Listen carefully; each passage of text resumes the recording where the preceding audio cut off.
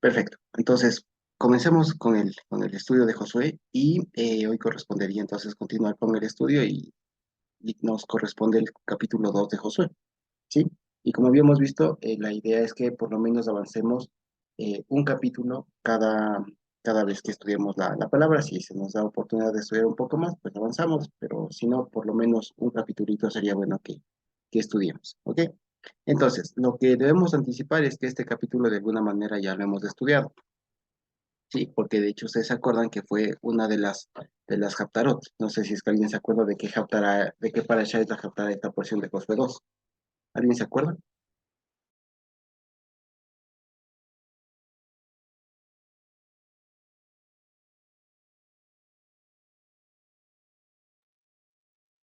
¿Se acuerdan de qué parasha es la Haftará este Josué 2? ¿Se acuerdan? ¿Alguien se acuerda? La Haftará de,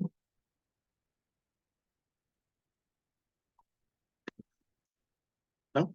Bueno, es la Haftará de la parasha Shlach Lecha, que es la de números, ¿no? Es la que precisamente habla de los espías.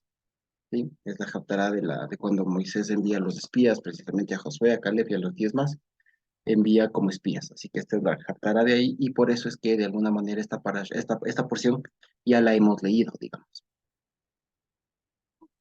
Ok, sin embargo, he estado igual revisando algunas cosas, he estado digamos, comentando, leyendo algunas cosas más que he encontrado por el camino, y resulta que me he dado cuenta que, por ejemplo, una de las formas para que, digamos, en cuanto a literatura, en cuanto al estilo y demás, el libro de Josué, este libro de Josué en hebreo, dista bastante de la versión que se hace después de la Septuaginta. ¿Ya? Algunas cosas que aparecen aquí en el libro de Josué, como tal en la versión en hebreo, no aparecen después en la Septuaginta. Parece que hay algunas discrepancias con ese texto o alguna cosa, pero más allá de todo, digamos, les quería dar esta curiosidad, digamos, ¿ya? Que en la historia, digamos, que algunos detalles no se reflejan en la Septuaginta, no aparecen en la Septuaginta y que sí aparecen aquí en el texto en hebreo, ¿sí? Eh, Ahora bien, ¿qué les parece si vamos leyendo? Sí, o de pronto alguien se anima. Podemos leer el capítulo 2 de corrido. ¿Alguien se anima a leer todo el capítulo 2? Yo leo, Josuecito. Gracias, Mimi.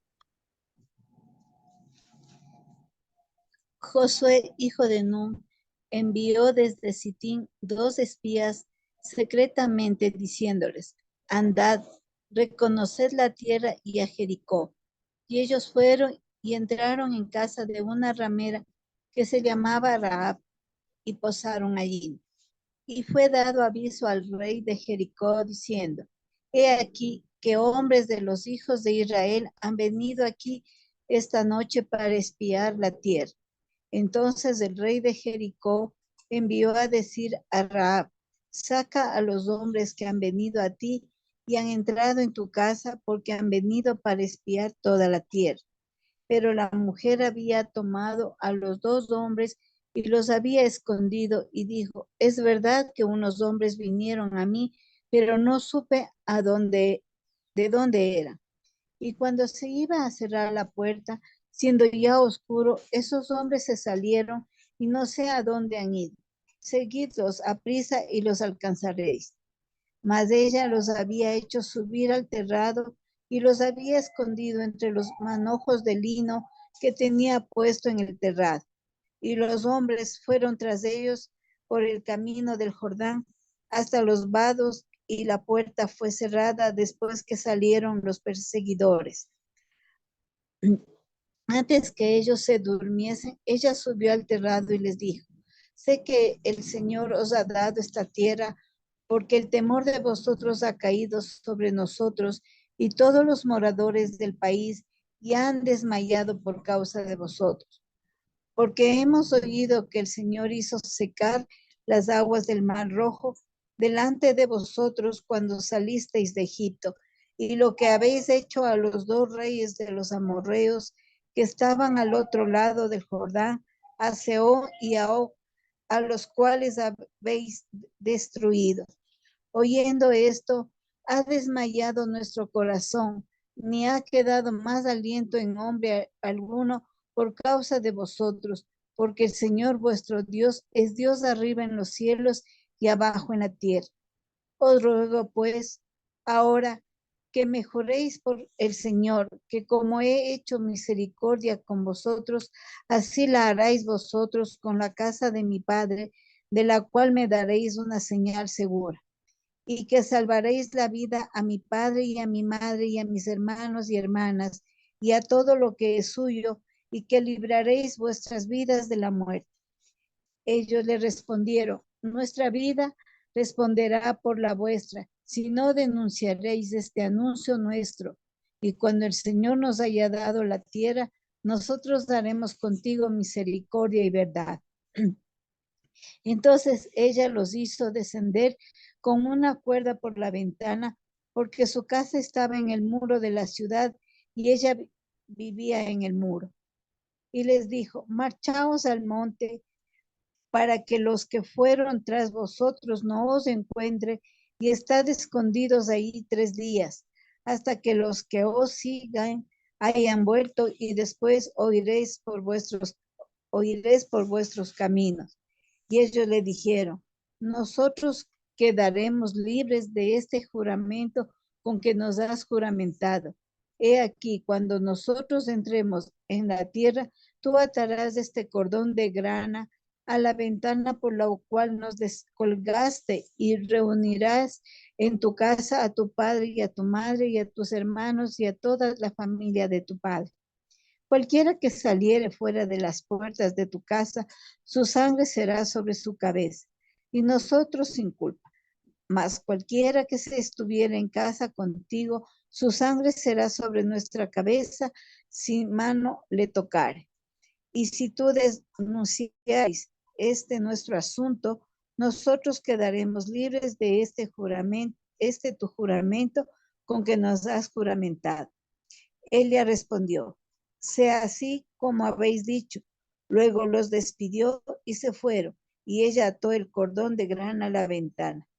Y caminando ellos llegaron al monte y estuvieron allí 3 días, hasta que volvieron los que los perseguían, y los que los persiguieron buscaron por todo el camino, pero no los hallaron. Entonces volvieron los 2 hombres, descendieron del monte y pasaron, y vieron a Josué, hijo de Nun, y le contaron todas las cosas que les habían acontecido. Y dijo a Josué, el Señor ha entregado toda la tierra en nuestras manos, y también todos los moradores del país desmayan delante de nosotros. Amén, ¿no es cierto? Amén. Entonces, como diríamos, clarito está, pasemos al capítulo 3. No, no es cierto. Bueno, ¿qué vemos aquí, digamos? La historia, como una vez más, no es desconocida para nosotros, no es enteramente nueva, ya es alguna vez que ya es, esta sería, en todo caso, la segunda vez que la leemos, y digamos así que esta es una historia que incluso se suele contar a los niños, a los pequeñitos, ¿se acuerdan ustedes? La historia de Rahab, de los espías que escapan, de Jericó y todo aquello. Entonces, primero con esto es bueno que nos ubiquemos un poco, digamos, en dónde están, ¿ya? Porque, si me permiten un ratito, eh, el cruce, digamos, donde ellos están haciendo el cruce, o donde ellos están, digamos, permítanme un ratito.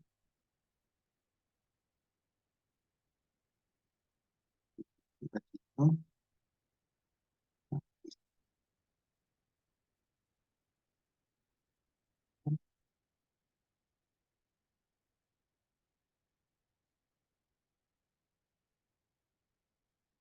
Mm, permítanme un ratito más.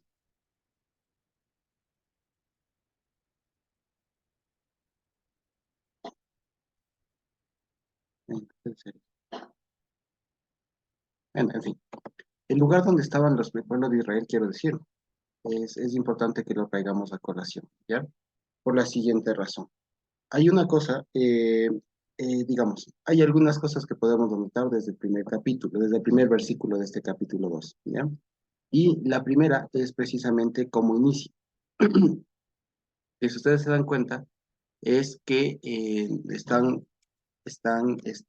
comienza diciendo Josué hijo de Nun. Y llama la atención aquí una cosa, y es que Josué, hijo de Nun, no siempre se le llama así. De hecho, en este libro especialmente. En este libro de Josué, algunas veces se le va a llamar solamente Josué, o sea, Joshua, ¿no es cierto? Se le va a llamar solamente Josué, pero un indicador, perdón, me estoy robando, un indicador de que comienza una nueva historia es que se le llama Josué, hijo de Nun, como que ha hecho un punto y aparte, ¿sí? Y aquí, si ustedes recuerdan lo que leíamos la anterior semana, llama y salta algo a la atención.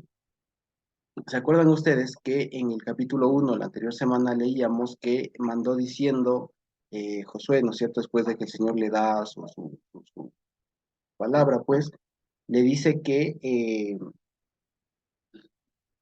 podemos leer el versículo 11, dije, sí, del 10 y el 11 del capítulo 1, dice, y Josué mandó a los oficiales del pueblo diciendo, pasen por en medio del campamento y manden al pueblo diciendo, preparen comida porque dentro de 3 días, de 3 días pasarán el Jordán.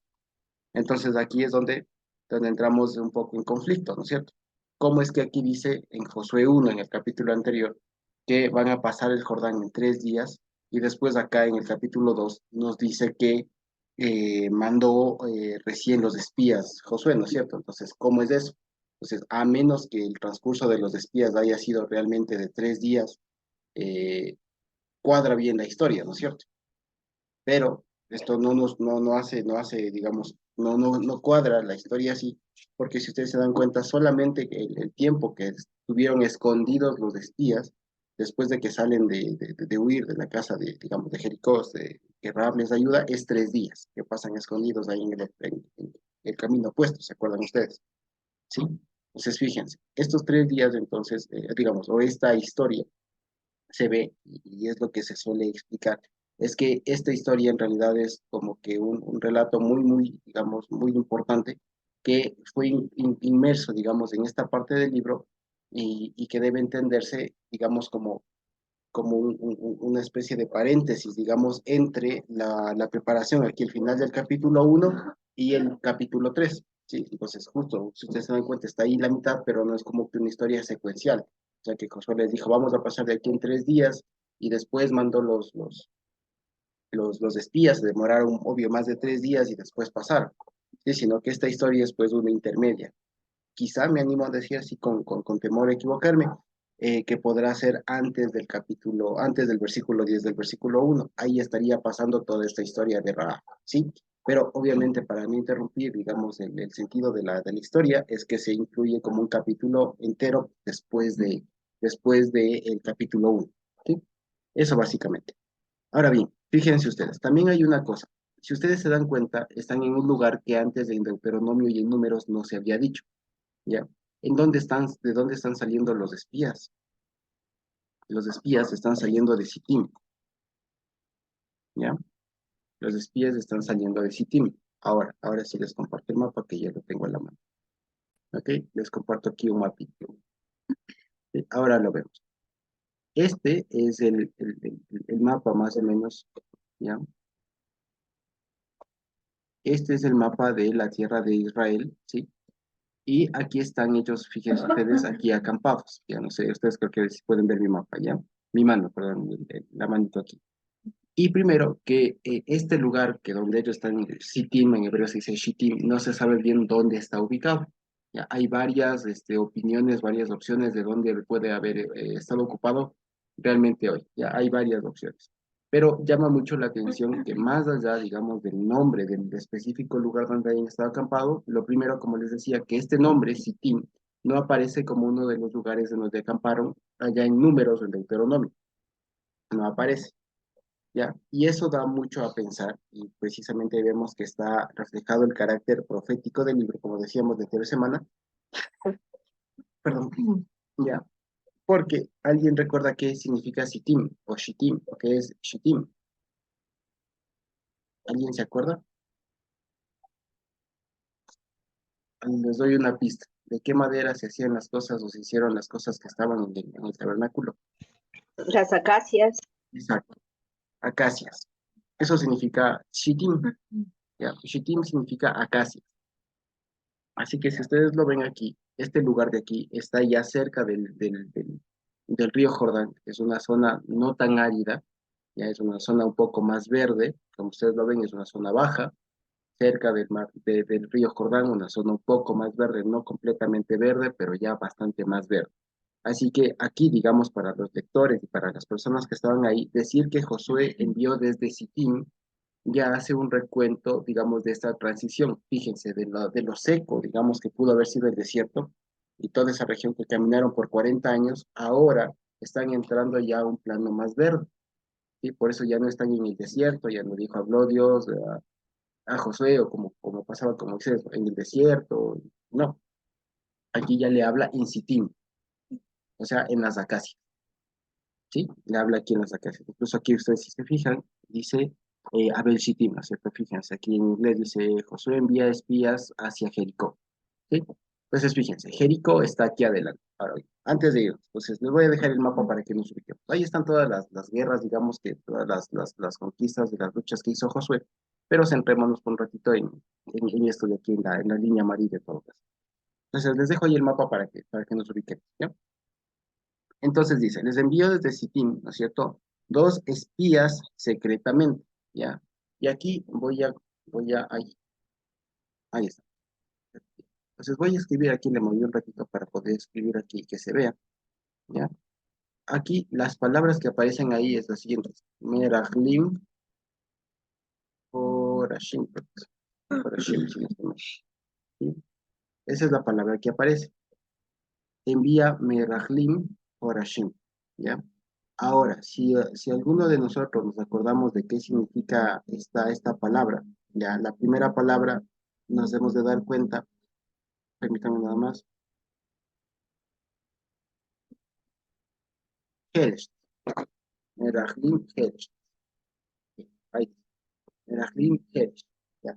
Ahora, aquí hay una cuestión que llama mucho la atención. La palabra Merahlim, ya, viene de esta raíz, ya, RGL, ya, que es la palabra esta, RGL, RGL, ya es la raíz, y esto forma la palabra regel, que eso es pie, ¿ya? Entonces, fíjense, espía en hebreo se dice, en plural se dice merajlim, ¿ya?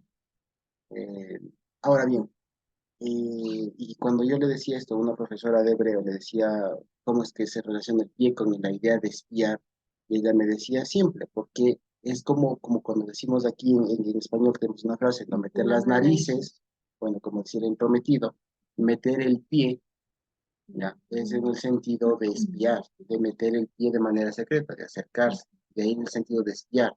Así que merajlim es como se dice espías, por eso viene de la idea de pie. ¿Ya? Entonces, es de eso. Entonces, pero ya sabemos que son espías. Y aquí dice Jeresh. Y Jeresh literalmente viene de una raíz que significa, el verbo Harash, es callar, incluso como hacerse loco, ¿ya?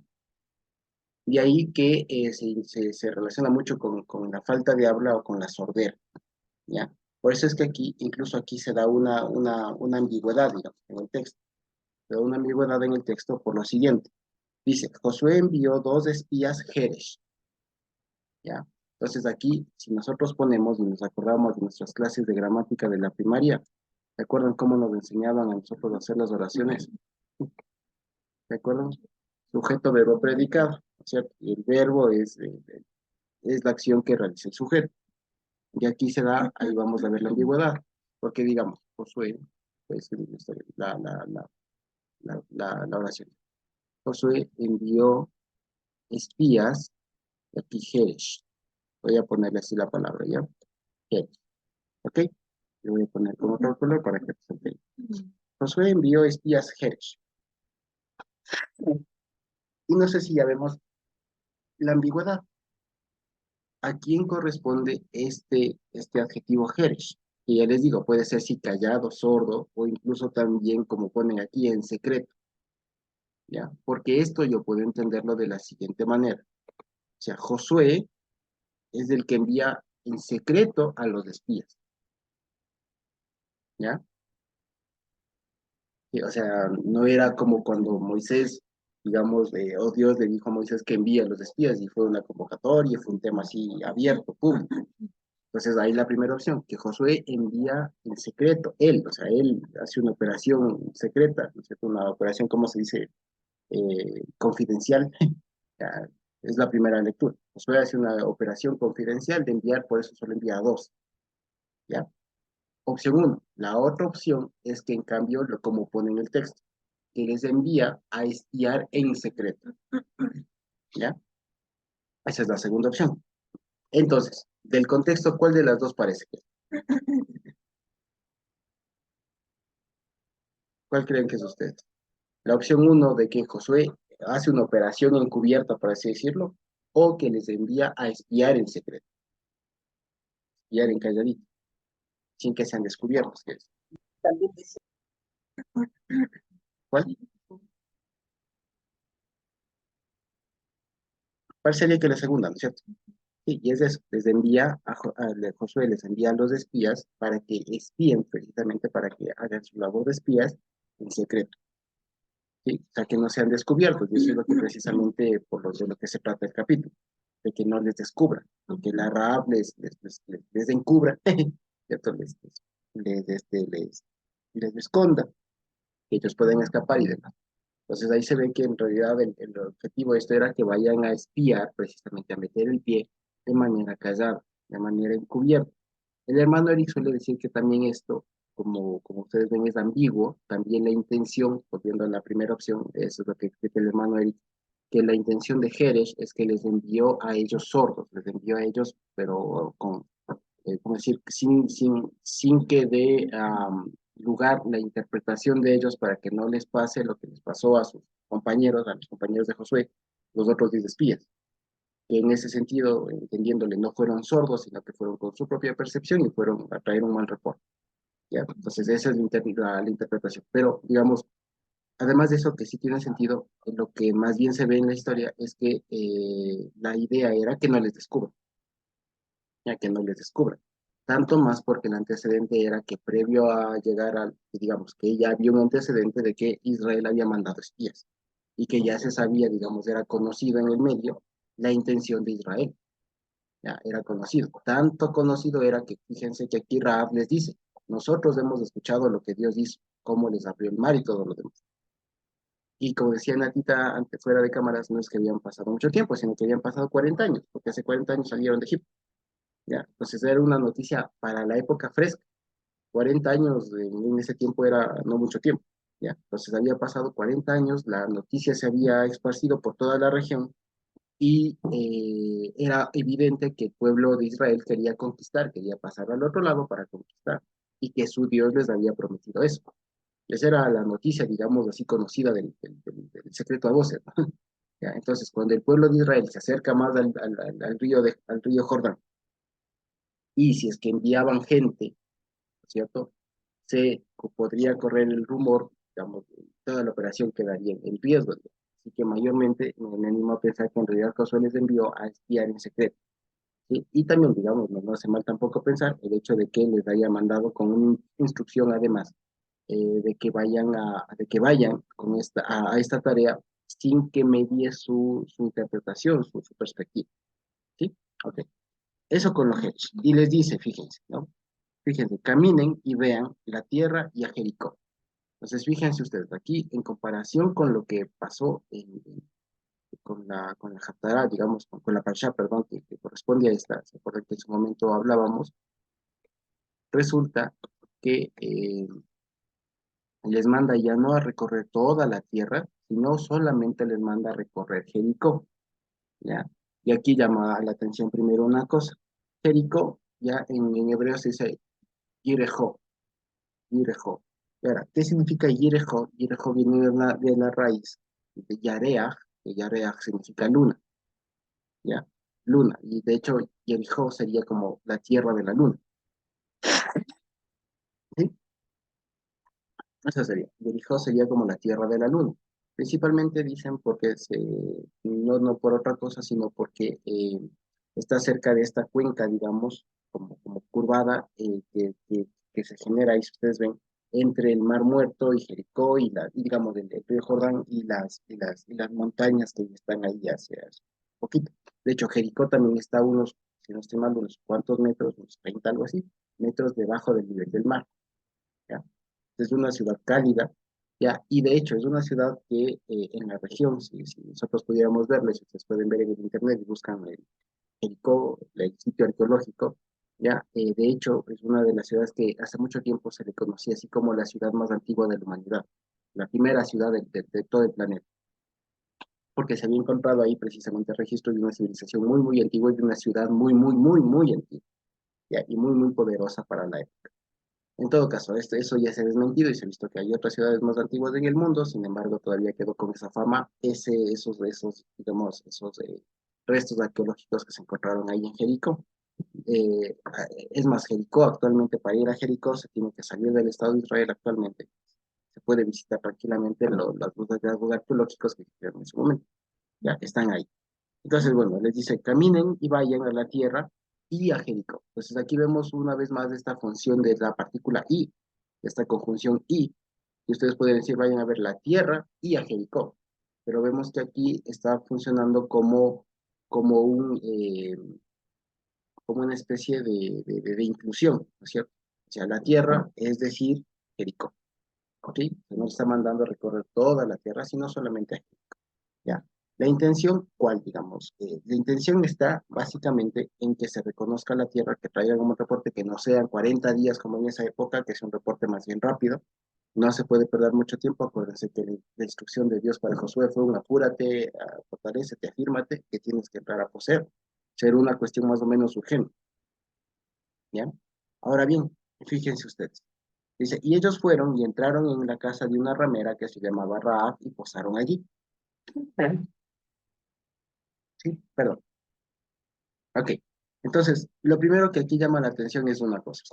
Una de las diferencias que hay también, u otra de las diferencias que hay entre la porción esta de Moisés cuando él envía, es que la idea de enviar los espías no nace de Moisés, sino que Dios le dijo a Moisés, escógete 12 varones y envíalos como espías, ¿de acuerdo? Pero aquí no, ¿ya? Ahora, ¿qué opinan ustedes? ¿Por qué creen ustedes que hay esa diferencia? Antes, cuando Josué fue de espía, la idea fue parecería que la idea fue de Dios, que Dios le dice a Moisés, este, envíe espías. Y acá, en cambio, simplemente entre comillas, parecería que sin consultar a Dios, simplemente Josué de su iniciativa manda dos espías, ¿ya? ¿Por qué creen ustedes que hay esta diferencia? ¿Qué opinan?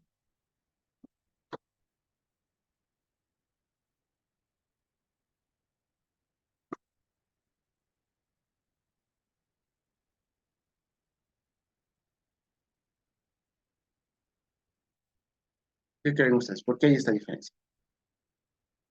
Como que allá la idea es de Dios y acá la idea es de Josué. Ya, justo tenía esa experiencia.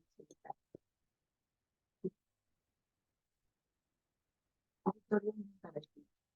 Exactamente. No, no sé si le escucharon a mi esposa. Pero sí, efectivamente, la diferencia no es que ahora hay una mayor independencia o como a veces se suele pensar mal, ¿no? Que ahora Josué es el que le marca el paso a Dios.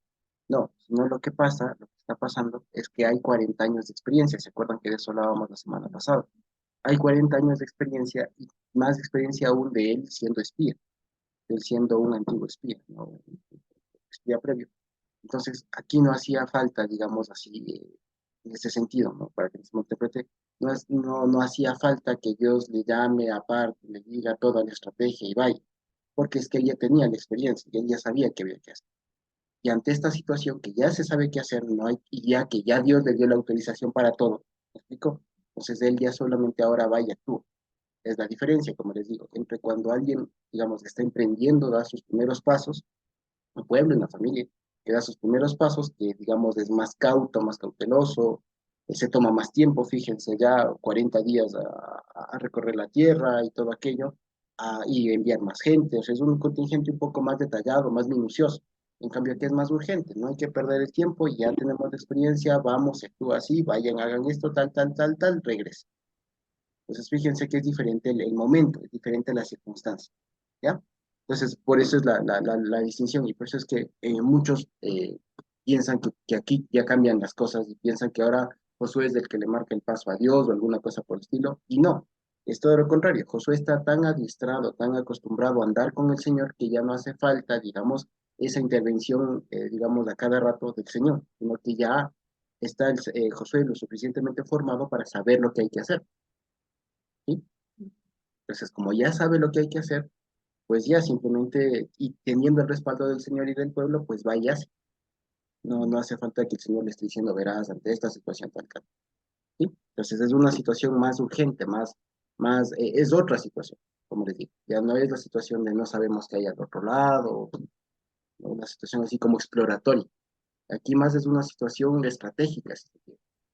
Ándate allá a conquistar a Jericó. Vas a tener que conquistar, tienes que, la primera ciudad que vas a tener que enfrentarte, sí o sí, es Jericó, ¿ya? Y aquí se entiende que sabían más o menos cómo estaba Jericó, ¿ya? Porque dicho sea de paso, Jericó era una de las ciudades muy fuertes de la época, como vamos a ver más adelante, ya cuando le vayan a conquistar, que está por el capítulo 6 fíjense ustedes, o sea, lo que ahorita vemos los va a conectar recién al capítulo 6, ya, pero cuando lleguemos al capítulo 6 vamos a ver que Jericó para la época era una ciudad muy imponente, con un doble muro y una cuestión muy fuerte para la época, ¿ya?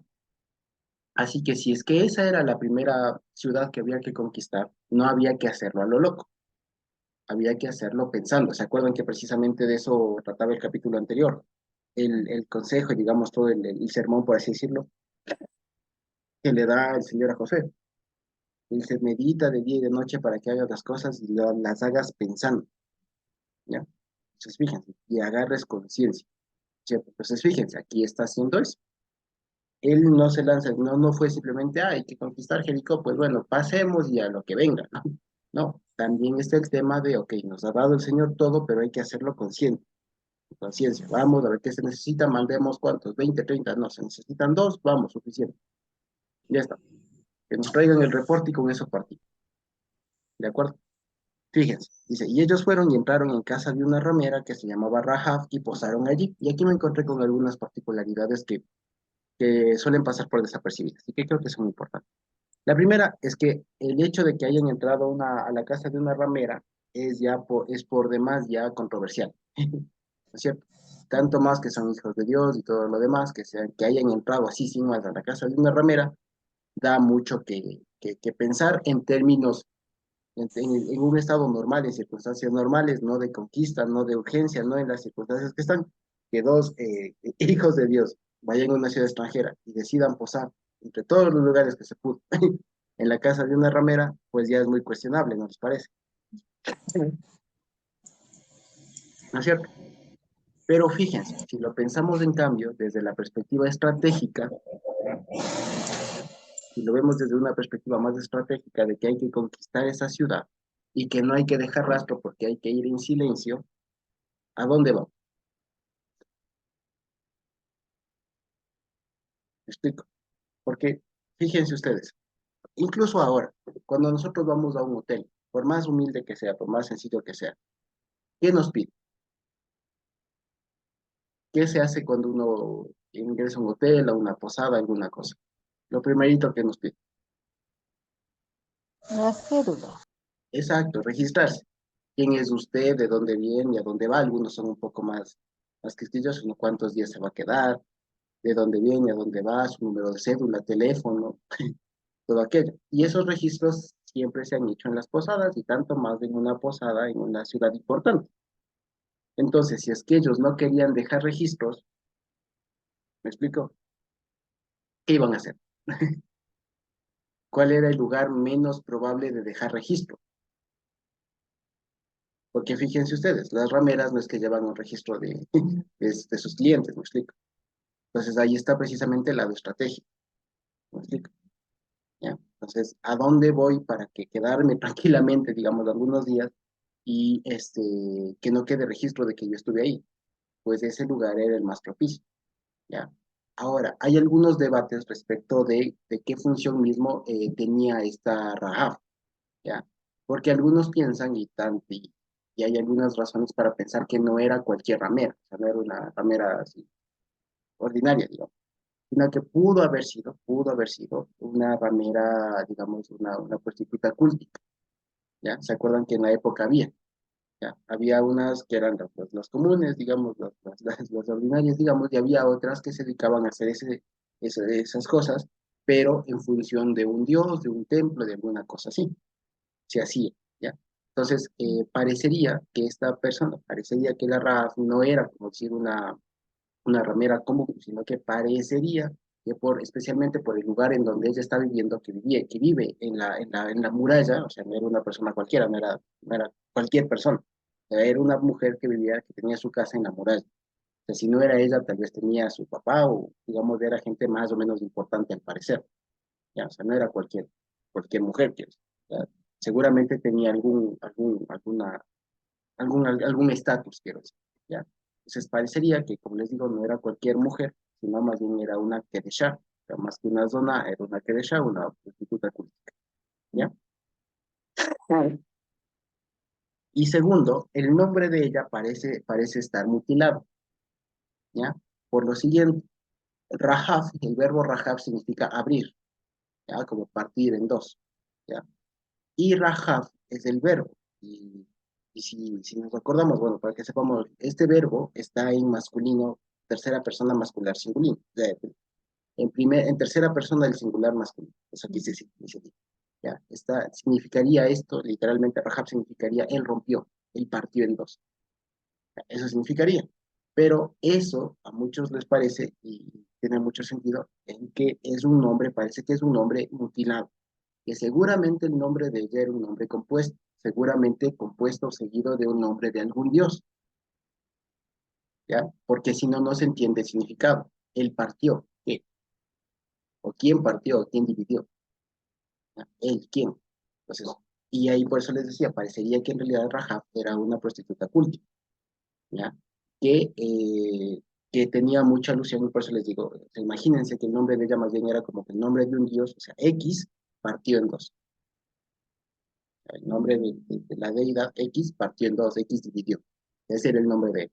Lo mismo que con Moisés. De hecho, Moisés, estuve averiguando a propósito de todo esto, tiene un nombre mutilado, porque lo general es que venga un nombre de la deidad y después la palabra Mose, ¿ya? Que básicamente es la tierra de, eso significa Mose, si no estoy mal, la tierra de, ¿ya? Entonces es como que de ahí el nombre de Tutmose, ¿ya? Um, y algunos otros que siempre se me olvidan, es como que la tierra de Tut, ¿ya? Eso significa el nombre de Moisés. Y la interpretación que se da en la Biblia es un arreglo de ese nombre egipcio. ¿Ya? Y de hecho, como siempre se ha dicho, muchos de los nombres de los levitas, de Pinhas, Merari, son nombres egipcios, ¿ya? Entonces, Rahab, volviendo, Rahab tendría un nombre más largo, digamos, ¿ya? Incluso algunos dan el nombre de Roboam, creo que en hebreo creo que se dice como Rehoboam, alguna cosa así como que él partió al pueblo, alguna cosa así, ¿ya? Entonces, la idea es que precisamente es un nombre que está partido y la Biblia, a propósito, omite la segunda parte del Dios y solamente le pone Rahab, pero el nombre de ella originalmente seguramente estuvo seguida del nombre de alguna deidad de ahí, ¿ya? Y llama mucho la atención que desde aquí se le cambie el nombre. Se le cambia el nombre, se omite esa parte y solamente quede como Rahab, ¿ya? Fíjense, y posaron allí. Y aquí también llama mucho la atención una cosa que puede despertar muchas alarmas, ¿ya? Aquí, en los primeros 6 versículos de este relato va a aparecer mucho el verbo entrar, ¿ya? Y si nosotros leemos así, por ejemplo, en el versículo 1, dice, y entraron en casa de una ramera que se llamaba Rahab y posaron allí, ¿ya? Llama ya mucho la atención que se utilice el verbo entrar en la casa de ella, o entraron a ella, literalmente, entraron a ella. Porque esta frase así, entraron a ella, es una de las formas como la Biblia utiliza para la unión física, digamos, ¿ya?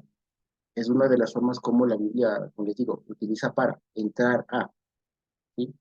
Entró a mí o vino a mí, ya que de hecho eso va a decir más adelante, ellos han venido a mí. Y esa frase, esa forma así idiomática, es muy típica para retratar, digamos, la unión, ¿ya? Entonces llama mucho la atención. Ahora, la pregunta es, ¿será que ellos, digamos, hicieron uso de sus servicios? Obviamente no. Lo que sí está diciendo es que ellos llegaron, ya, simplemente. Aquí es uno de los ejemplos en donde la frase, digamos, aunque aparece como tal, que como se usa en otros lados significa otra cosa, aquí se le debe entender de manera literal. Llegaron, vinieron, ¿ya? Vinieron. Entonces, bien, y posaron allí. Dice el 2. Y fue dado aviso al rey de Jericó. Y aquí hay muchas controversias, ¿ya? Porque primero que no se le nombra como tal al rey de Jericó, como sí se le nombra en algunas otras ocasiones, con nombre y apellido a los reyes de las diferentes ciudades. Y la primera es que dicen lo que pasa es que parece que Jericó no tenía como una línea de reyes, no tenía una línea sanguínea de reyes, sino que más bien lo que parecía es que había como que una confederación de autoridades que entre ellos, digamos, se dividían el poder, ¿ya? Y si se cita para eso algunos otros pasajes en donde aparece precisamente Jericó y aparece como más bien como un consejo, digamos, ¿ya? En todo caso, el rey de Jericó, diciendo, he aquí que hombres de los hijos de Israel han venido aquí esta noche para socavar la tierra, para espiar la tierra, ¿no es cierto? Entonces, fíjense, aquí parece que a pesar de todo, de que ellos fueron despacio, fueron estratégicos y todo, les descubrieron de alguna manera. O sea, se escuchó, se hubo el rumor de que vinieron israelitas, hijos de Israel, a espiar la tierra, socavar la tierra, a, sí, eso, socavar la tierra, espiarla, ¿cierto? ¿Ya? Y dice, entonces el rey de Jericó envió a decir a Rahab. Entonces, fíjense que el trabajo de inteligencia de la época era muy bueno. ¿Ya? Fíjense que al poco tiempo ya se supo, le dijeron al rey y enseguida se actuó. ¿Ya? Dice, saca a los hombres que han venido a ti, se dan cuenta, y han entrado a tu casa porque han venido para espiar, para socavar toda la tierra. Pero la mujer había tomado a los dos hombres y los había escondido y dijo, es verdad que unos hombres vinieron a mí. ¿Ya? Y eso les decía, esta frase, vinieron o entraron a mí, entiendas. ¿Ya? En términos generales, en otros lugares sí significa eso de la unión y demás, ¿ya? Pero aquí significa, bueno, aquí tal vez ella le estaría, sí, diciendo engañándoles, pues, diciéndoles, sí, ellos vinieron a mí, entiéndase, ¿ya? Pero se me fueron, ¿cierto? Dice, pero no supe de dónde eran. Cuando se iba a cerrar la puerta, siendo ya oscuro, estos hombres se salieron y no sé a dónde han ido. Seguidlos a prisa y los alcanzarán. Entonces, fíjense, ella parece que les engaña, les cuenta, digamos, les vende la historia de que sí, o sea, vinieron acá normal y yo no tengo que guardar registros. ¿Me explico? Entonces, fíjense que ahí se ve, como les decía, mucho de esto de la estrategia que estaban utilizando para no dejar pistas, no dejar huella. ¿Ya? Y si se iban a otro lado, tenían y dejaban huella y era más fácil que se les identifique, que se les encuentre, que se les descubra. En cambio, acá ella les ayuda, ya vamos a ver por qué, ¿no es cierto? Les ayuda y les dice, no, yo no tengo, incluso yo no tengo obligación de estar preguntando. Entonces no sé quiénes eran, ni me dijeron, ni pregunté, porque para esto no se necesita preguntar. ¿Ya? Entonces fíjense ustedes que fue, como les digo, muy, muy estratégico. ¿Ya? Y se fueron, y les dice ella, más ella los había hecho subir al terrado y los había escondido entre los manojos de lino que tenían puestos en el terrado. Y los hombres fueron tras de ellos por el camino del Jordán hasta los vados, y la puerta fue cerrada después de que salieron los perseguidores. Ujú. Perdón. Entonces fíjense que aquí nos da unos detalles. Esta ciudad tenía una sola puerta. ¿Ya? Tenía una sola puerta y fíjense ustedes que era, al parecer era un trámite abrir y cerrarlo, o sea, salir de esa ciudad o entrar era muy complicado. Y es otra de las razones por las que Jericó era una ciudad muy, muy resguardada. Una ciudad con una sola puerta es más difícil de conquistar que una que tiene más de una puerta, porque a la final una puerta, por más resguardada que sea, es un punto de entrada en donde se puede concentrar el ataque para poder entrar.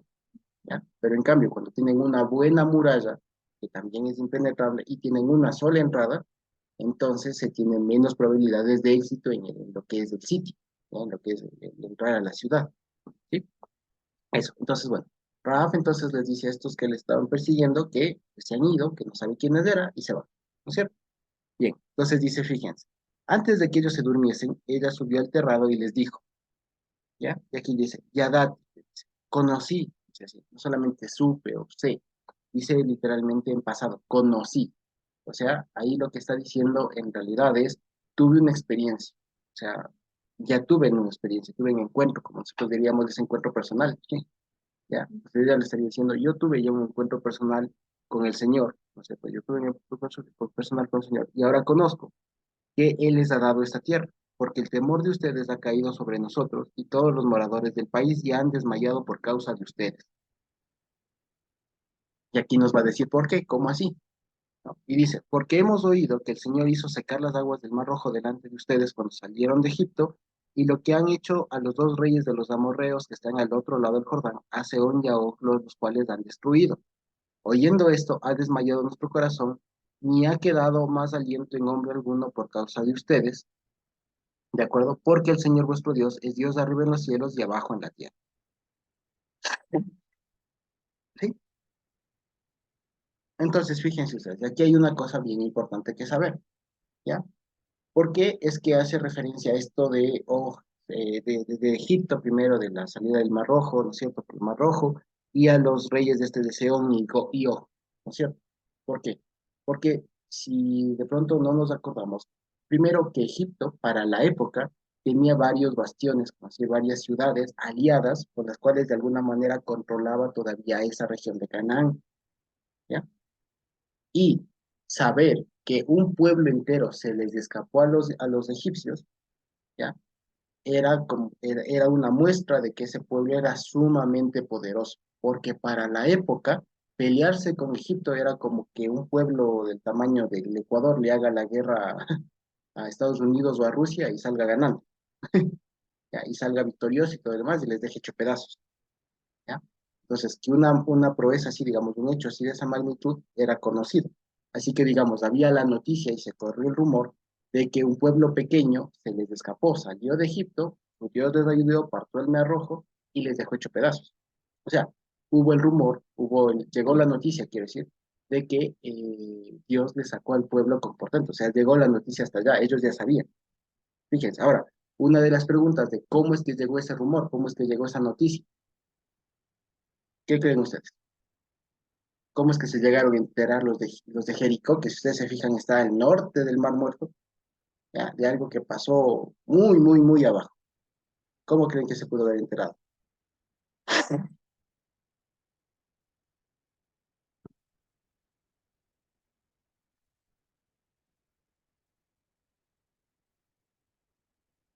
¿Cómo creen?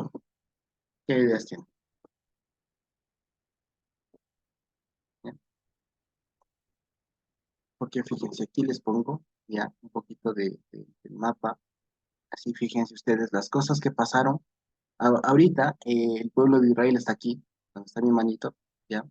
Y las cosas que pasaron están mucho, mucho más acá abajo, ni siquiera están en este mapa. ¿Ya? Entonces la pregunta es, ¿cómo es que acá en toda esta región se enteraron de cosas que pasaron muy, muy abajo? ¿Cómo creen que pasó eso? ¿Qué ideas tienen?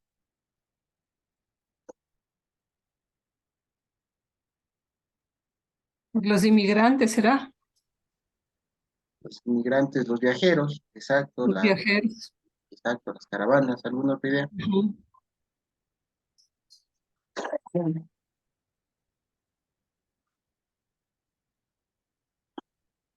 ¿Alguna otra idea? Por ahí, ¿no? Los mismos emisarios de los egipcios, ¿ya? Alguien Ujú. escribió. Por los comerciantes, exactamente, por los comerciantes, por viajeros, como decía Sonita, y también por los mismos emisarios de los egipcios. De hecho, si ustedes saben, para la época de Egipto, antes de que quede devastado por la salida del pueblo de Israel, había muchas, como les digo, muchos bastiones, muchas ciudades que eran aliadas de Egipto y tenían control de la migración. Ellos tenían un control muy fuerte, sabían todo lo que pasaba, los egipcios sabían todo lo que pasaba en la península de Sinaí, cuántos pueblos había, dónde estaban, de dónde se movían, ellos sabían. Y lo propio de Canaán, sabían mucho de dónde estaban, para dónde se movían, quiénes estaban, quién reinaba, con quién teníamos acuerdo, con quién no, quiénes, o sea, sabían todo eso.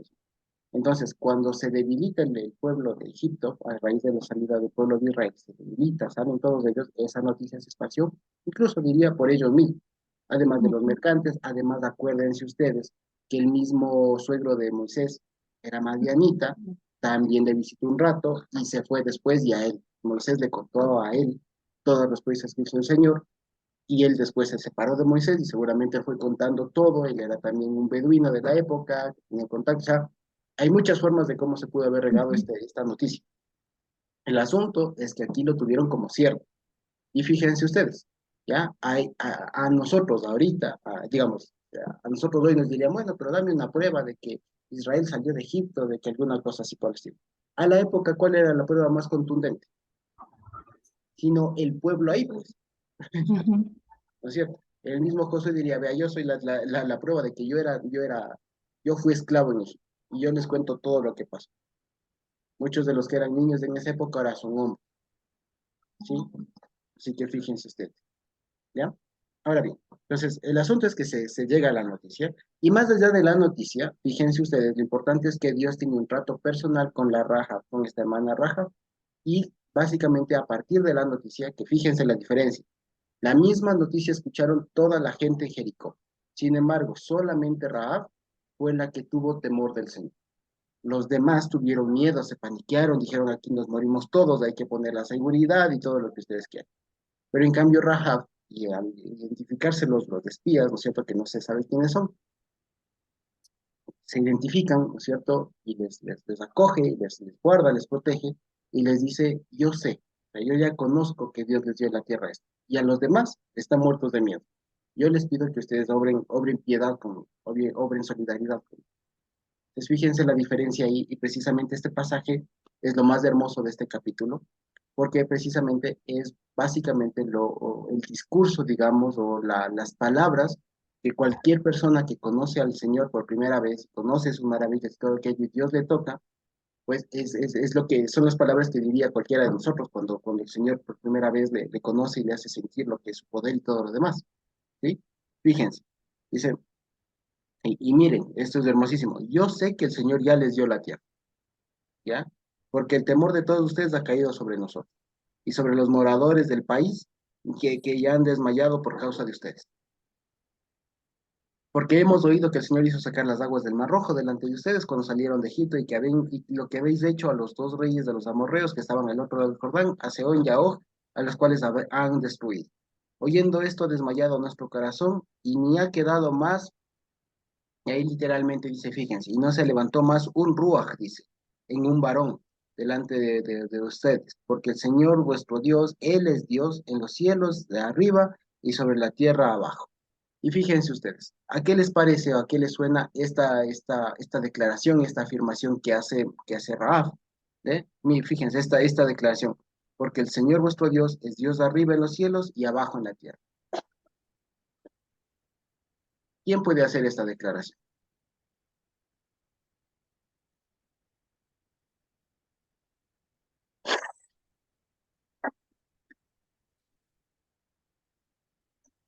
Alguien a quien le ha sido revelado. Exactamente, alguien que ya Dios ha ocurrido en esa persona, si nos damos cuenta.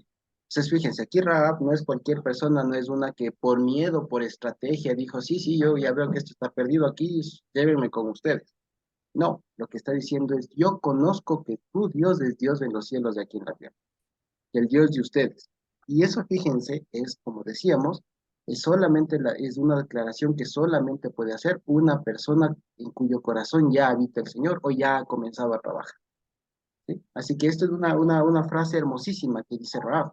Yo conozco, yo conozco que Hashem, vuestro Dios, es Dios de arriba en los cielos y abajo en la tierra. O sea, eso es lo máximo, digamos, que una persona puede declarar y por eso es muy importante que si en algún momento nosotros y el Señor nos da la oportunidad, digamos, de compartir la palabra a alguna persona, ¿se acuerdan ustedes que por lo general la forma, digamos, tradicional, como se suele decir, es que se haga la oración de fe?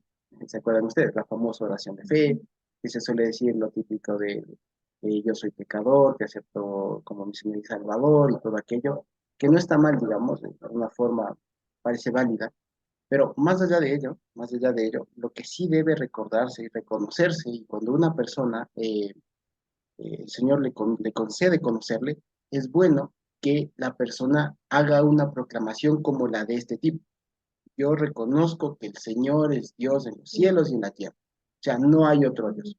Y si ustedes se acuerdan, otra mujer extranjera, que también hay otra mujer extranjera que hace una declaración similar, ¿ya? ¿Se acuerdan de aquella mujer? ¿Se acuerdan de otra mujer que hace una declaración parecida?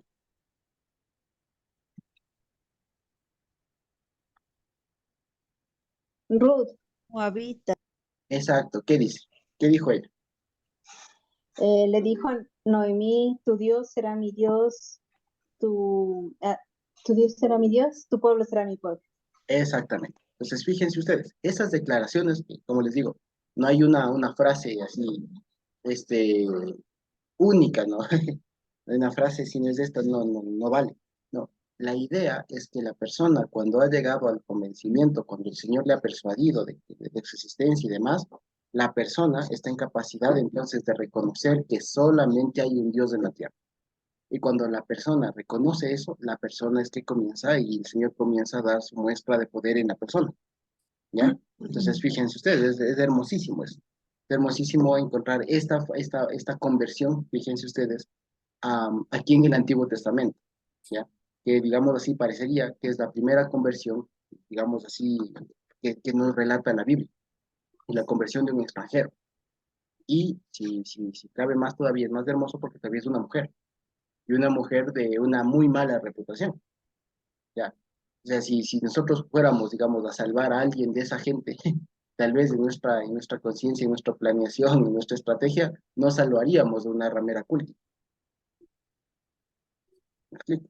Si entre todas las personas que quisiéramos salvar o que desearíamos, anhelaríamos que no muera, digamos ahí, tal vez entre las últimas que pensaríamos es en una mujer como Ra, ¿ya? Una persona, ya les digo, con un oficio muy cuestionable y además parece relacionado al tema cultico de los dioses y todo lo demás.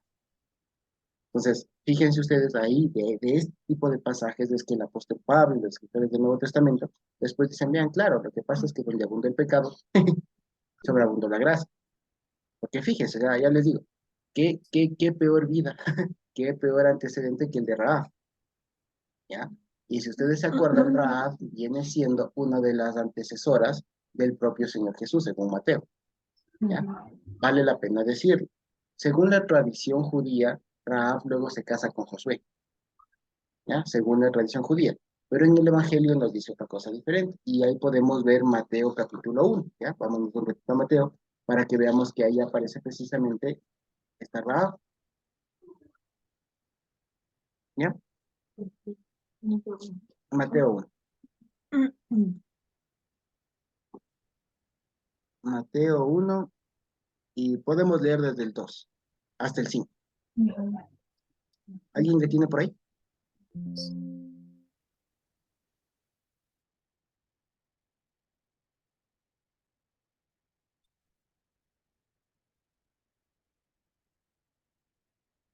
Sí. A ver, Por favor. ya, dice, desde el 2. Sí, por favor. Del 2 al 5. Abraham engendró a Isaac, Isaac a Jacob, y Jacob a Judá y a sus hermanos. Judá engendró a Tamar, a Fares y a Sara, Fares a Esrón y Esrón a Arán. Arán engendró a Aminadab, Aminadab a Naasón y Naasón a Salmón. Salmón engendró a Rahab, a Boz, engendró, engendró de Ruth a Obed y Obed a Isaí. Ok, muchas gracias. Entonces, fíjense, ahí dice en el capítulo, en el versículo 5, ¿no? Salmón, que es un nieto de Judá, un nieto casi, de Judá, Salmón engendró de Rahab a Boaz, fíjense. Y Boaz, ya le conocemos por el libro de Ruth. Boaz engendró de Ruth a Obed, y Obed a Isaí, y Isaí engendró al rey David. ¿Ya? Entonces, fíjense ustedes que esta mujer Rahab, con un antecedente muy reprochable, fíjense la maravilla que Dios, cómo Dios usó esa vida, después para traer de ella al rey David y a la larga, ¿no es cierto?, en últimas, al mismísimo Señor Jesús en cuanto a la carne, ¿no? Entonces, fíjense ustedes, ahí aprendemos un montón. Este versículo de que a veces se suele decir así, tal vez de manera muy romántica, muy poética, ¿no? De cuando sobreabundó el pecado, cuando abundó el pecado, sobreabundó la gracia. Pues resulta que fíjense qué vida tendría Rahab. Ya les digo, no solo por el hecho de ser una ramera, sino además por parecer, ya les digo, que era una ramera culta, que era todavía peor, digo, porque todavía lo que ella hacía, lo hacía en función de honrar a alguna deidad, ¿ya? Entonces, fíjense ustedes que es una cuestión, ya les digo, una vida muy, muy, muy cuestionable, muy reprochable. Pero fíjense que de esta vida, Dios le revela a esa, que sería, digamos, de las peores de la ciudad, en cuanto, si queremos hablar espiritualmente hablando, si toda esa ciudad era pecadora, pues esta era de las más. ¿Ya? Pero de ello, el Señor se sirve para hacer una cosa maravillosa. Primero, para cubrirles a los espías, y después para traer de ella al mismísimo rey David y al Señor Jesús en cuanto a la cama. Entonces, fíjense que es hermosísima esta declaración, ¿no? El Señor vuestro Dios es Dios de arriba en los cielos y abajo en la tierra. Y es lo que, como les decía, es lo que cualquier persona que ha conocido al Señor, que el Señor se le ha revelado, pues termina diciendo. Y es importante, digamos, que siempre se procure tener esta afirmación en una persona que recién se convierte, como nosotros decimos, ¿ya? Que proclame con su boca que el Señor Jesús, Él es Dios, que no hay otro fuera, ¿ya? Aquí se le conocía con el nombre de Hashem, ¿no? Hashem es vuestro Dios, ¿ya? Que el Señor es vuestro Dios. Pero ahora, ¿qué diremos? Ahora diremos lo que dice el Evangelio. Cualquier persona que confiese en su boca que Josué es el Señor, ¿qué dice? Será salvo. ¿Ya? Y aquí mismo, con la vida de Rahab, vamos a entender este otro versículo que dice de exhibe fidelidad o sé fiel o edúcate en el Señor Yehoshua, y que dice, serás salvo tú y tu casa. Parecería que estuviéramos leyendo la historia de Rahab, porque aquí la que exhibe fidelidad, la que recibe la fidelidad, la educación del Señor es de ella, pero por causa de ella dice, y salva a toda mi familia. Fíjense ustedes, de este pasaje parece que se inspira esa parte del Nuevo Testamento. Y aquí tenemos un testimonio hermosísimo de cómo una persona puede llegar a ser de tanta influencia al punto de que literalmente en este caso se salve a toda la familia. Fíjense ustedes, lo importante, como hemos visto, no es tanto el escuchar la noticia. Fíjense si lo relacionamos con lo que veíamos ayer a propósito de la parábola del buen sembrador, ¿no? Del sembrador, ¿se acuerdan ustedes? Si lo podemos relacionar, ¿qué vemos? Aquí toda esta ciudad escuchó la noticia, pero solamente una mujer, ¿no es cierto?, correspondió a esa buena tierra, que en otras palabras fue la mujer que Dios escogió, y a la familia que Dios escogió, que en este caso fue la familia de Rahab. Fíjense ustedes, ya les digo, si lo relacionamos con las parábolas, con todo, sigue dando. Es exactamente lo mismo. Todos aquí en Jericó escucharon, y todos en la región sabían, pero a nadie se le ocurrió decir lo que a Rahab. Ninguno de ellos, o sea, imagínense ustedes lo que hubiera sido, ¿no? Que toda la ciudad escuchando diga lo mismo que Rahab. Pero no, solamente a Rahab le fue concedido tener esta claridad, digamos, de parte del Señor, decir, sí, solamente hay un Dios, y es el de ustedes. ¿Ya? Carmita. Tal vez se puede decir que inspirado en esta confesión de Rahab, Josué ya al final del libro también va a decir, yo y mi casa serviremos al Señor. Sí, sí, seguramente, sí. Ajá, exactamente. Sí, tiene un paralelismo ahí, ¿no? Con el inicio y el final. Sí, sí. Muy buena observación, si no lo había notado. Bien. Ujú. Yo en mi casa, sí, exactamente. Miren ustedes, sí, súper bueno. Ok, entonces fíjense ustedes. Y después le dice, ahora, y para que vean ustedes que la palabra no es solamente así lo bonito, lo espiritual, de que el Señor se me ha revelado a mí, cuán hermoso, porque también hay cosas, y eso es lo interesante, que siempre cuando una persona se arrepiente, digamos así, el Señor le trae los caminos, como decimos, no es suficiente con que haga la oración de fe, como normalmente decimos. Siempre, de acuerdo a la situación de la persona, hay que tomar medidas concretas. En este caso, ¿cuál era la medida concreta que había que tomar? Cuando ustedes vengan, hagan gesed conmigo, hagan solidaridad conmigo, pónganse en mi puesto, yo no me quiero morir, sálvenme, ya, maten a todos menos a mí y a mi familia. ¿Ya? Entonces, fíjense ustedes, como les decía, si lo vemos desde el campo evangelístico, como lo podemos decir, no basta con que una persona reconozca, sino es bueno sacar después de esa persona del entorno en el que está viviendo. ¿Se me explica? Y ahí se cierra todo el círculo de evangelismo, si se quiere. Por eso les digo, si pudiéramos hablar un poco de aquello, por eso es que tal vez la obra evangelística, como se suele decir, no es tan efectiva porque se ha centrado el mayor esfuerzo en esparcir la semilla, por así decirlo. y se piensa que a veces eso es suficiente. Y no lo es. Aquí vemos por qué. Porque de nada servía, fíjense ustedes, que Rahab haga semejantes reconocimientos y después venían igual acababan con toda la ciudad. ¿Me explico? No servía de nada. Y ha sido la obra media, de una obra inconclusa ahí. ¿Se dan cuenta? Entonces aquí lo que nos va a enseñar es precisamente, si lo vemos ya como una herramienta para nosotros, es lo que hay que hacer cuando se comparta la palabra con alguien.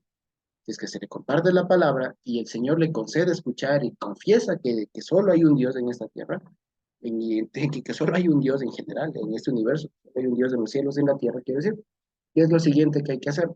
Pues tome acciones inmediatas para corregir su vida. Y si es que es necesario sacarle de algún entorno, vea, le sacamos. ¿Ya? Así de importante es, digamos. ¿Ok? Entonces fíjense lo que les pide ella, ¿no? Dice, les ruego por favor que me juren por el Señor que como he hecho gesed con ustedes, o sea, solidaridad con ustedes, así la harán ustedes con la casa de mi padre. Piedad, de lo cual me darán una señal verdadera, una señal segura. Ahí dice literalmente la palabra ot emet, ¿sí? Señal de verdad, señal verdadera, señal inquebrantable, señal que no varíe. Dice, y que harán vivir, dice, a mi padre y a mi madre y a mis hermanos y hermanas y todo lo que es suyo, y que libraré en nuestras gargantas de la muerte. Fíjense ustedes, y esto es algo interesante de alguna manera, que también tiene que ver con una confesión, con la confesión que hace cualquier persona que hemos hecho nosotros cuando el Señor nos trae sus caminos. Porque enseguida, fíjense ustedes, la conciencia que la persona que nosotros hemos adquirido cuando el Señor viene a nuestras vidas es que si no estamos con Él, ¿cuál es la consecuencia? La muerte. No sé si nos damos cuenta.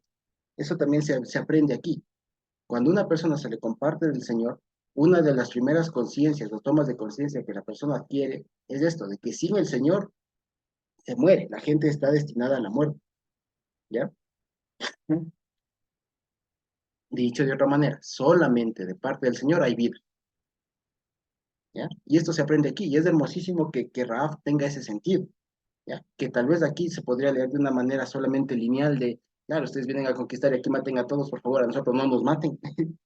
Pero literalmente aquí cuando le dicen el 13 y que salvéis la vida, ponen la Reina Valera, ahí no dice así. Literalmente dice, y hagan vivir a mi padre y a mi madre, a mis hermanos y hermanas. Entonces, fíjense ustedes lo importante, ya les digo, la toma de conciencia que tiene una persona cuando viene a los caminos del Señor. Cuando la persona viene a los caminos del Señor, sabe que si no está con el Señor, está en contra. Y que si no está el Señor ahí, afuera hay solamente muerte. Y que lo que le espera a la larga es que el Señor venga a destruir a todo lo que no es de Él. ¿Sí?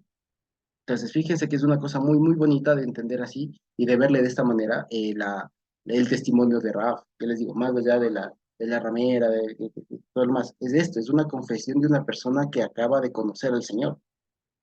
Yo sé que hay un solo Dios y ustedes vienen es a destruir y que su Dios viene a destruir todo esto, que esto delante de su Dios no se sostiene. No importa las murallas, no importa todo lo demás que nosotros hemos hecho, de viene su Dios y esto se derrumba. Y yo no quiero estar aquí cuando esto pase. Fíjense. Por favor, cuando ustedes vengan, así como yo he hecho con ustedes, hagan conmigo. Salven la vida de mi padre, de mi familia y de mí.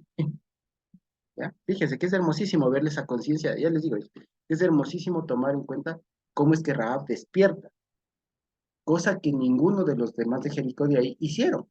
Los demás dijeron, no, estos hay que matarlos, que cierren las puertas.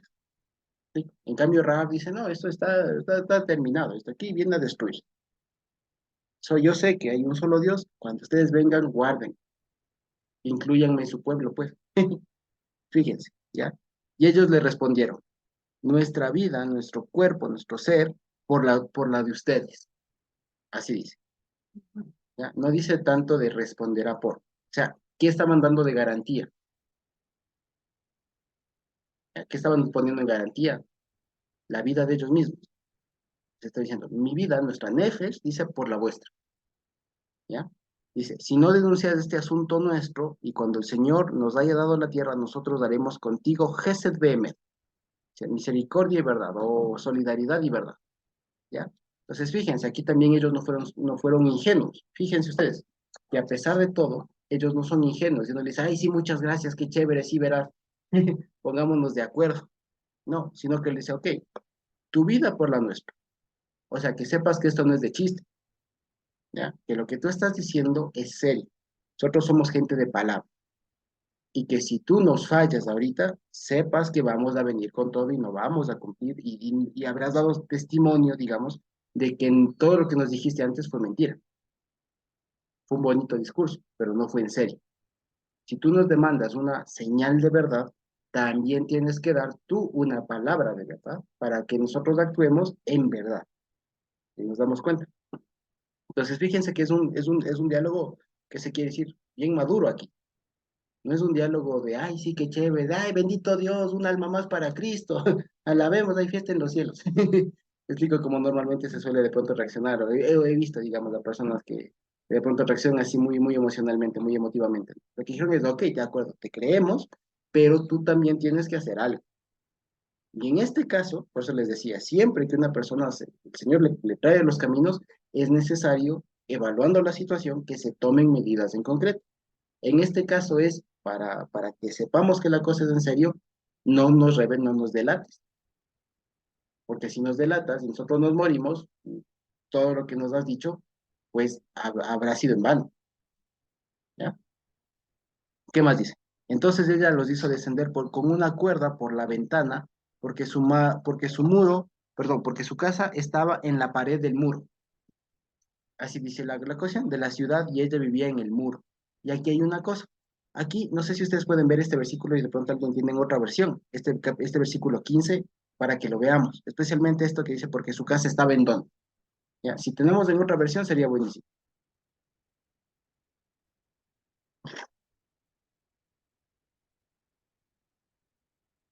¿Sí? De pronto le tenemos por ahí alguna otra versión que diga algo diferente de este versículo 15. ¿Ya? Porque su casa estaba, y la Reina Valera pone, en el muro de la ciudad. Y ella vivía en el muro.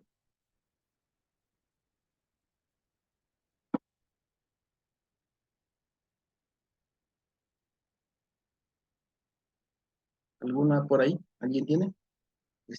Josué 2:15.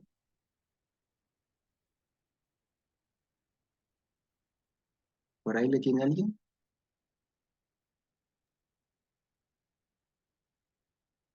Textual dice en el versículo 2, en el 15 del 2 dice, y ella los hizo descender por la ventana, nada más. Y ahí queda. Porque Y hay su casa que, no dice. no, no hay nada de, solo dice, y ella los hizo descender por la ventana. Ok, y Y el nada más. 16 Ok, sí, y el 16. dice, y les dijo, marchaos al monte, no sea que os alcancen los perseguidores, Sí, os esconderéis allí 3 días hasta que hayan vuelto los perseguidores y después seguiréis vuestro camino. se salta. Muy bien, gracias, Dianita. ¿Y se acuerdan? De hecho, esto me sirve para comentarles y asegurarles y para que notemos lo que les decía. La versión que tiene la hermana Dianita es una traducción inspirada en la Septuaginta, porque la Septuaginta, la versión de Septuaginta, la que es la traducción del Antiguo Testamento al griego, que se hizo en los años, 3 siglos antes de Cristo, ya, 3 siglos antes de Cristo, 300 y pico antes de Cristo, se hizo una traducción del Pentateuco, digamos, de todo lo que nosotros conocemos como el Antiguo Testamento, se hizo al griego. Y el libro de Josué, en cuanto a este capítulo 2, omite la referencia a la cuerda, ¿ya? Omite toda esa referencia, por eso me llamó la atención, fíjense ustedes. Y sí lo había notado y me llamó mucho la atención eso, que la Septuaginta no haga referencia al tema de que le bajó por la cuerda y que quedó la garantía como la cuerdita y que ponga la cuerda de rojo. Esa referencia no aparece en la Septuaginta. Por eso es que la Biblia de la hermana Dianita no tiene esta segunda parte que justo estábamos viendo. ¿Sí? Tal vez gracias, hermana Dianita. Fíjense ustedes, de pronto, ¿qué versión es esa la que usted tiene?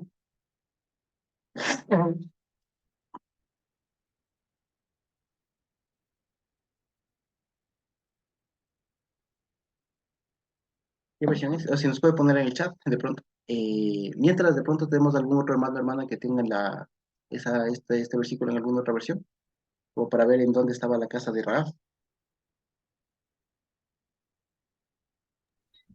Shalom, hermanos. Yo tengo así en el capítulo 2 verso 15. Ujú. Entonces Elia los hizo descender con una cuerda por la ventana. Y entre paréntesis dice, pues su casa estaba adosada al muro y ella vivía en el muro. Ajá. ¿Puede leerle de nuevo? Porque su casa estaba adosada al muro, perdón. Ajá. Adosada al Entonces ella los hizo descender con una cuerda por la ventana, Ajá. pues su casa estaba adosada al muro y ella vivía en el muro. Ok, perfecto. Muchas gracias, Dianita. Tal vez alguna otra versión, algún otro hermano o hermana que tenga otra versión que diga algo diferente.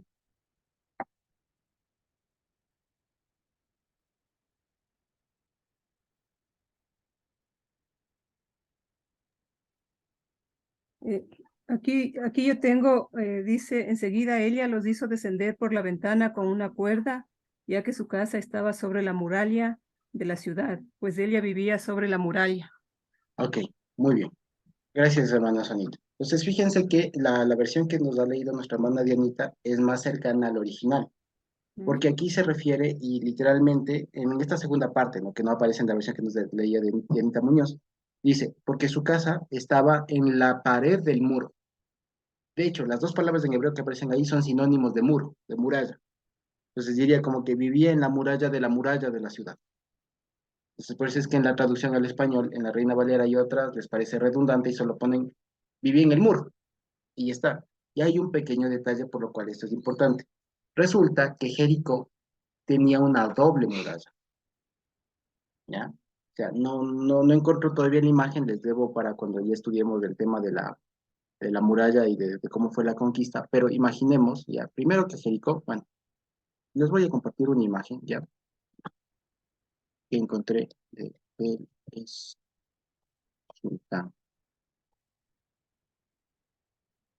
ahora fíjense, les voy a compartir la pantalla, ¿ok? No sé si estamos viendo ahí la imagen de la Wikipedia, ¿sí? Esta imagen, ¿estamos viéndole?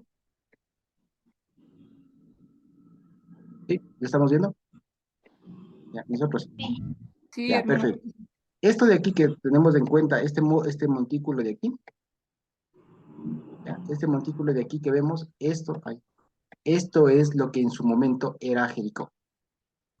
Todo esto. Ay, mira, ¿sí? Todo esto, todo este montículo de aquí, es lo que en su momento fue Jericó, ¿ya? Y esto se llama, y este nombre, este montículo de tierra, vale la pena que aquí, digamos, aprendamos un término que nos va a servir mucho. Las antiguas ciudades, si ustedes se fijan y ustedes ven, este montículo sobresale de toda la planicie alrededor, ¿no es cierto? ¿Por qué? Porque ahí estuvo situada la ciudad de Jericó, ¿ya? Ahora, a este montículo artificial, porque no es natural, este montículo artificial que se hizo o que se hacía en ese tiempo a lo largo de muchos años, se le dio el nombre técnico de tel, así como suena, como las tres primeras letras de teléfono, tel, ¿ya? Que es precisamente eso, hace referencia a un montículo artificial que se hacía para situar encima las ciudades, digamos, las construcciones principales de una ciudad, para protegerlas y que queden en un terreno más elevado, lo cual daba protección frente a conquistas y demás, ¿ya? Y el montículo este se llama en español, digamos, se llama Tel es Sultán, así se llama. O también le van a encontrar como Tel Jericó, pero el término actual es Tel es Sultán, así se llama. ¿Qué significa literalmente el Tel del Sultán? ¿Ya? Así tal cual. Si ustedes le buscan, esta es la imagen de la Wikipedia. ¿Ya? Si ustedes le buscan, esto es Jericó. Y si ustedes le ven ahí, esto, no encontré ahorita la imagen, pero esto no mide sino 218 metros de largo. Y creo que es 75 o 50 de ancho. O sea, fíjense ustedes, es más o menos como un estadio de fútbol. No era muy grande Jericó, pero para la época era una metrópoli. ¿Ya? Para la época era una metrópoli. ¿Y cuál es el asunto? Que Jericó parecía que tenía una doble muralla. ¿Ah? Jericó parecía tener una doble muralla. ¿En qué sentido? Si ustedes se dan cuenta, es un montículo, ¿cierto? Un montículo de tierra, y lo que parece ser, lo que se encontró, es que Jericó tenía una doble muralla por lo siguiente. Tenía una muralla, por decir, aquí abajo, la que circundaba todo esto, ya todo el cómo es, y tenía otra muralla más arriba. Tenía una doble muralla. Por eso era impenetrable. Se habla de las murallas de Jericó. Y no es como a veces le retratan en las películas, o en la serie, incluso en la novela que hicieron que se hizo en Brasil, ¿no? Se hace como unas murallas, pero enormes, así como que si fueran de esos castillos españoles o de la Edad Media, ¿no? O sea, de piedra, unas cosas así enormes. No, en realidad eran impenetrables porque tenían doble muralla y tenían una sola entrada. Entonces tenían una muralla abajo y una muralla arriba. Y mientras los enemigos querían trepar por la muralla de abajo, ya les caían desde arriba con aceite hirviendo, con piedras, con troncos, con flechas, con todo. Entonces era una ciudad impenetrable en realidad. Por eso es que el Señor les manda a darle la vuelta, para que con todo el peso y todo lo demás de aquello y más del poder del Señor, pues esas murallas se caigan. Y con las murallas caídas ya fue fácil subir. ¿Me explico? Entonces, esto que tenemos aquí es posiblemente, muy, muy posiblemente, lo que fue Jericó, la temible Jericó en su momento. Y por eso es que me detuve en este momento, porque aquí llama la atención que la Rahab iba en la muralla de la muralla. ¿Sí me explico? Ahora vemos por qué. Ah, porque es que Jericó tenía una doble muralla. Entonces, por eso es que ella vivía en la muralla, pero en la muralla. ¿Sí me explico? ¿Ya? Entonces me llamó mucho la atención eso, que aparezca así relatado en la Biblia y que después lo que se encontró, digamos, en ese momento, fuera así tal cual, ¿ya? Entonces ya les digo, para la siguiente semana les ofrezco tenerle las imágenes que son más específicas de eso, con las dimensiones y con alguna reconstrucción que se hizo de Jericó precisamente, que habla de la doble muralla que tenía Jericó, ¿ya? Y que eso fue lo que finalmente se terminó derribando. Perdón, entonces, en todo caso, la Ra vivía en la muralla de la muralla, ¿ya? O sea, tenía una doble muralla esa cosa, ¿ok?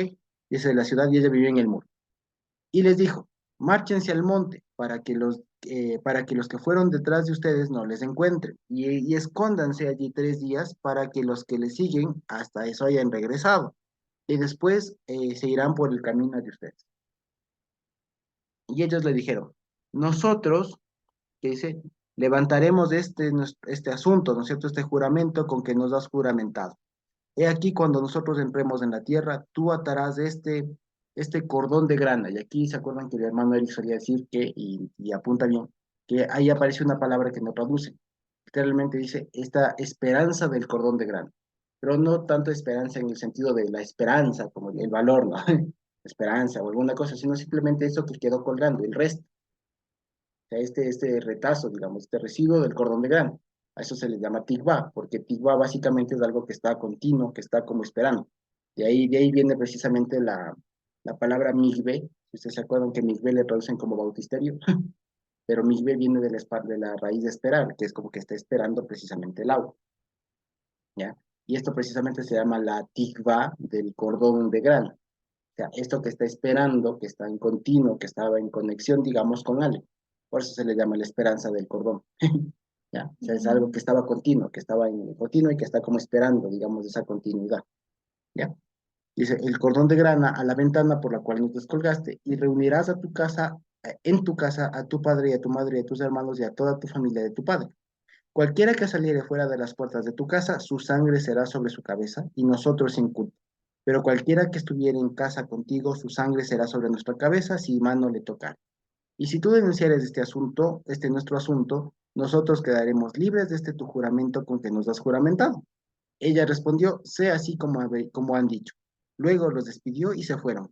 Y ella ató la esperanza del restante, digamos, el retazo de cordón de grana a la ventana. Y caminando ellos llegaron al monte y estuvieron allí 3 días hasta que volvieron los que los perseguían, y los que los persiguieron buscaron por todo el camino, pero no les hallaron. Entonces volvieron los dos hombres, descendieron del monte y pasaron y vinieron a Josué hijo de Nun y le contaron todas las cosas que les había acontecido. Entonces fíjense ustedes, como les decía, aquí pasaron obviamente más de 3 días, como decía en el capítulo 1:10. Esto pasó antes de lo que está contando el capítulo 1:10. ¿Ya? Entonces, imagínense ustedes cómo habrá llegado Josué, ¿no? Cuéntanos qué te pasó. ¿Qué pasó? El que les encontramos, nos tocó hospedarnos en una prostituta cúltica. Ahora imagínense ustedes el reporte. Vamos un ratito en los pies de los espías. Llegan donde Josué, llegaron los espías. Bueno, vengan, atiéndanles, ya, están bien chévere. Ahora cuéntenos, ¿qué pasó? Verás, tuvimos que entrar y entramos, y para que no nos descubran, tuvimos que entrar en una prostituta cúltica. Imagínense ustedes ahí, ¿no? Toda la gente así de... "Ah". Me explico. Y después les dirá, pero no, no se preocupen, Dios le tocó y ahora ella nos hizo descender y no se preocupen porque incluso le dimos nuestra palabra de que le vamos a rescatar, porque el Señor y ella reconoció que solamente hay un Dios. Fíjense ustedes, ¿no? Semejante testimonio. Ellos fueron a ver la tierra, pero no a predicar. ¿Me explico? Entonces, debe haber sido una noticia muy impactante que yendo ellos a reconocer la tierra, a espiar, pues, así a meter el pie, de pronto vengan con la noticia de que hay alguien convertido ahí. Como así todo lo demás. Sería el testimoniazo, fíjense. Ustedes fueron es a espiar, no a predicar. Sin embargo, Dios les concedió ahí al pueblo a tener precisamente una persona, una familia convertida, y que les dieron la palabra, la garantía, o sea, ellos, vida por vida, digamos, ¿no? De que cuando vayan a conquistar ya Jericó, iban a guardar la vida de ellos. ¿Ya? Entonces, fíjense, una cosa hermosísima, ¿no? Ya les digo, una cosa que a primera vista, muy reprochable que cristianos estén yendo a una casa de una prostituta cultica. Muy cuestionable, ¿cierto? Pero fíjense ustedes cómo Dios obra, para que veamos cómo se ejecuta todo el plan en conjunto y no solo de pronto nos centremos en un solo evento, ¿ya? Eso vale la pena decirlo. Ojo que estamos en el contexto de una conquista de Dios obrando a través de Josué y todo aquello. O sea, no es como para ahorita ir y pretender hacer lo mismo. No, simplemente es para que veamos cómo obra el Señor en momentos muy cruciales, en momentos muy específicos, y cómo el Señor, a pesar de que Rahab haya tenido el antecedente que haya tenido, Dios decide escogerle, a incluso hasta para ser una antecesora del mismísimo rey David y del Señor Jesús en cuanto a la carne. ¿Sí? Eso básicamente. Y dice el 24, dijeron a Josué lo siguiente. Dice, Ki Hashem Natán, dice, porque el Señor ha dado toda la tierra en nuestras manos, también todos los moradores del país desmayan delante de nosotros. Entonces, fíjense ustedes, después de todo lo que habrán contado, lo que dijeron es, bueno, primerito, antes de nada, ten por seguro que el Señor nos ha dado ya la tierra y todos nos tienen miedo. O sea, aquí fíjense, una vez más, si hablamos de gramática, vemos la función del y. Ese y, en este momento, es un y causativo, ¿no? O sea, es un y de consecuencia. Ya, dado que el Señor nos ha entregado toda la tierra, ellos ahora tienen. ¿Sí se entiende? Para que no veamos que siempre el i significa es decir. En algunos casos sí, en este caso es más bien una consecuencia. ¿Sí? O sea, se leería, dado que el Señor ha entregado toda la tierra en nuestras manos, es que todos los moradores del país desmayan delante de nosotros. ¿Ya? Así se debe entender. Y con eso hemos llegado casi que, digamos, hemos llegado al fin del estudio de este capítulo 2 de Josué. Y como les digo, quedo debiendo este mapa, bueno, no sé si la siguiente semana, pero para cuando estudiemos el capítulo 6 de la conquista, ahí sí seguramente les comparto, perdón, el mapa con todas estas dimensiones y todo aquello. Y desde ya les digo, Jericó era muy chiquito, era muy chiquita y no era la mega ciudad que por lo general se suele representar las gráficas o de pronto en las películas o novelas. Era muy pequeña, ya les digo, creo que tenía 200 metros de largo a lo máximo, ¿sí? Creo que 75 de ancho. O sea, no era grandota como diríamos hoy Quito. No, no, era muy, muy chiquita, pero para la época era una ciudad muy imponente, muy, muy imponente. ¿Sí? Eso básicamente. Entonces, fíjense que hasta aquí hemos podido compartir de nuevo lo que en su momento fue la Haftarah de Shlach Lecha, o sea, la de envía para ti, la de los espías, que en su momento ya la vimos, pero fíjense que precisamente ahora hemos podido ver y abordar algunas otras cosas que de pronto por la premura del tiempo no lo vimos en su momento. Sí, y así seguiremos Dios mediante con el capítulo 3, el 4, el 5 y así hasta que el Señor. Sí, quizá tenemos alguna pregunta por ahí y si no, caso contrario, podemos ir terminando. ¿Tenemos alguna pregunta, algún comentario por ahí? ¿No? Aquí. Entonces, bendito.